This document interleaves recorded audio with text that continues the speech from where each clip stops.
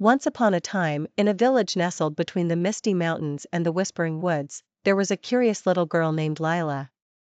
Lila loved exploring, asking questions, and most of all, she loved the way sunlight danced across the face of the village's grand clock tower.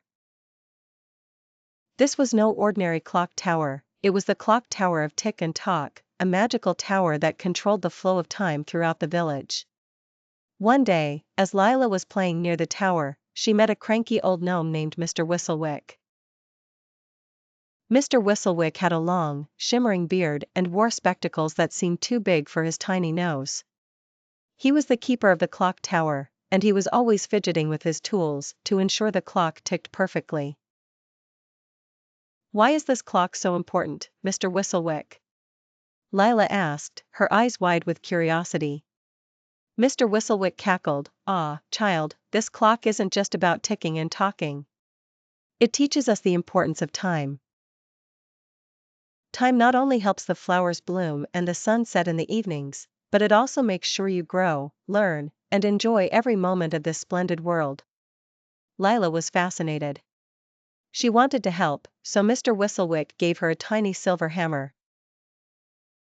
He showed her how to carefully tap the gears to keep them in sync. For the first time, she realized that even the tiniest of tasks could have a huge impact on the world. The next morning, Lila woke up early, excited for another day at the clock tower. But when she arrived, she found Mr. Whistlewick in a flurry. "Lila!"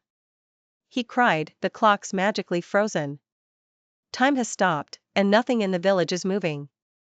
Together, they climbed the spiraling staircase to the heart of the tower. A golden pendulum swung back and forth, frozen midair.